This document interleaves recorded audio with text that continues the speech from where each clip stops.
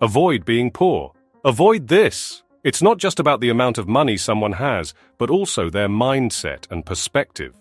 In this video, we'll explore the fascinating world of wealth creation and how it all starts with the way we think.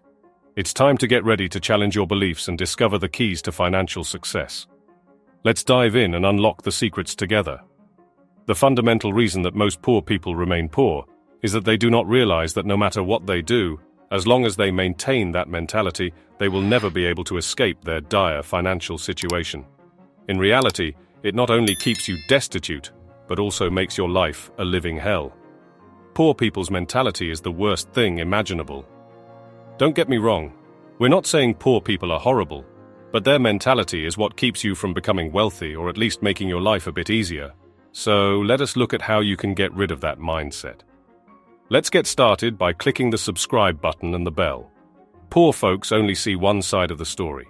As Jack Ma said, the poor are the worst people to serve.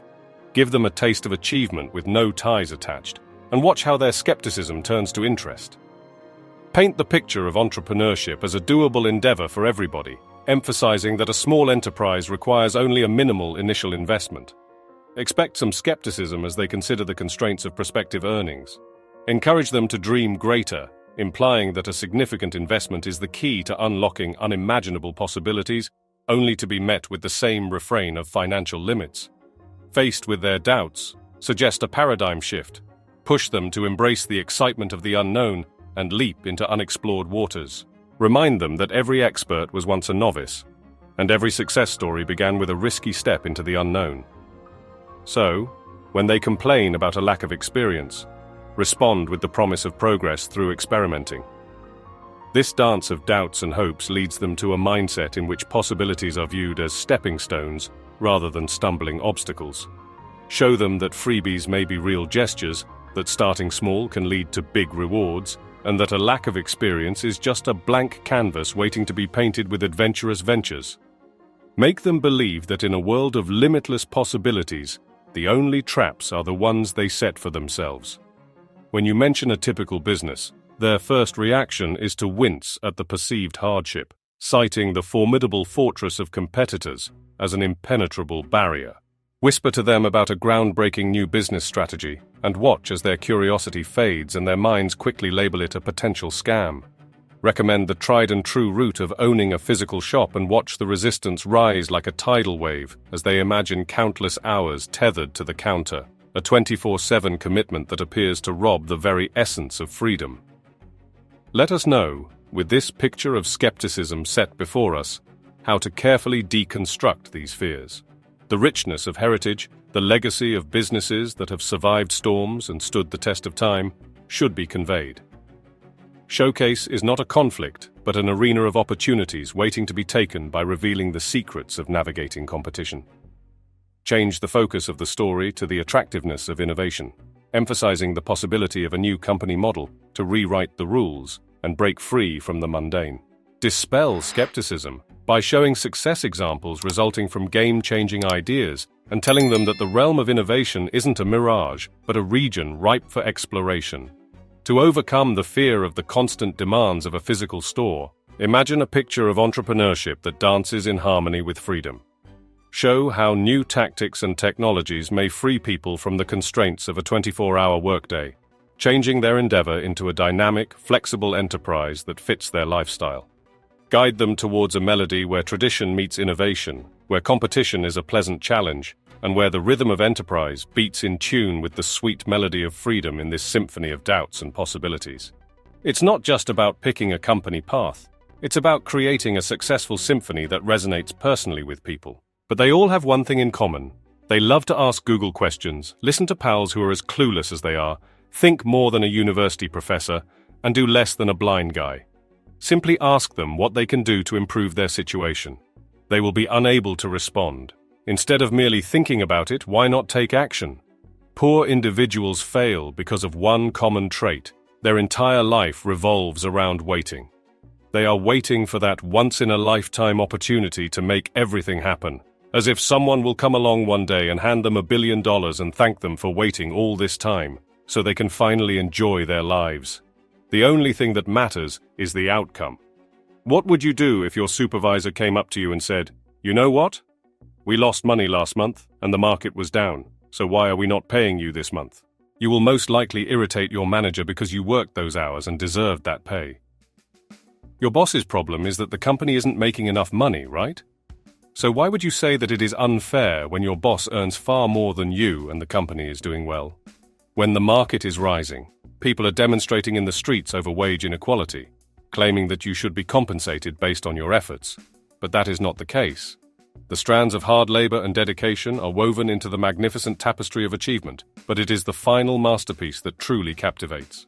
Consider this. Would you buy a product solely because its author worked on it for a year? The product's inherent value is the unequivocal answer. It's not about the time or effort put in. It's about the concrete rewards, the revolutionary impact that catches people's attention and wallets. So let go of the idea that entitlement is tied to the clock or the awards on your resume. Stop telling yourself, "I deserve more because I have a PhD in economics," or "I have a decade of corporate experience." These credentials, while admirable, pale in comparison to the symphony of results you choreograph. It's a rallying cry, a shift in perspective from entitlement to contribution. Consider the workplace to be a stage, and each endeavor to be a performance judged not by the hours spent practicing but by the praise it receives. Challenge traditional performance measurements and embrace a worldview in which value reigns supreme. Your distinct set of abilities, developed through education and experience, discovers its true value, not in self-proclaimed entitlement, but in the tangible impact it has on others. The currency of contributing trumps the illusion of merit in this story, and success becomes a dynamic dance with the results you produce. So instead of a CV, walk into the spotlight with a portfolio of worth, and watch as the applause becomes a booming echo of your impact. Never stop hustling, because hustling never stops. Many people believe that once they get wealthy, they will stop working and spend their time relaxing on the beach, which is why many individuals are not wealthy. The truth is that growing, learning, and finishing never stop. If you agree with this, make sure to smash the like button. Life is like a sport. You must always be in form, and as a result, you must continually grow or you will lag. Consider the intriguing situation of Donald Trump, a divisive character who elicits passionate reactions. Regardless of one's feelings towards him, one cannot ignore the incredible story inherent in his journey. At the age of 70, when many people consider retiring, Trump defied expectations by working diligently to achieve the greatest office in the land. The presidency. His narrative is a monument to the strength of persistence, an indomitable spirit that defies age and conventional expectations. Let us now contrast this story with the more prevalent image of a typical 70-year-old, maybe resigned to the fact that their remaining days are a countdown rather than an opportunity. It's a startling contrast. Trump, at 70, is engaged in a war to transform the world, while others his age may be wallowing in comfort. However, the reflection goes beyond the septuagenarian age group. Some people succumb to defeatism before they reach the age of 30 or 40. Well, what's the reason? A conviction that the sands of time have shifted, making it too late to embark on fresh adventures or follow undiscovered goals. The harsh reality is that these self-imposed constraints become the bars of a self-made prison, impeding rather than liberating potential. Trump's tale serves as a powerful illustration of the human capacity for reinvention and perseverance, rather than an endorsement of his policies.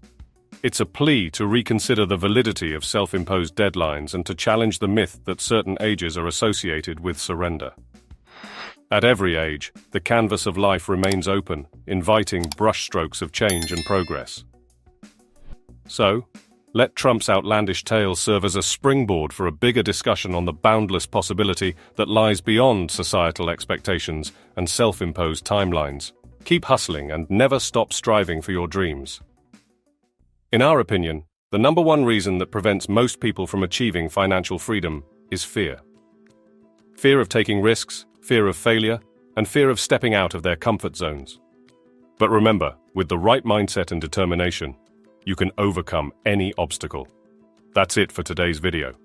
Make sure to like, share, and subscribe for more. Thanks for watching, and we can't wait to see you in the next one.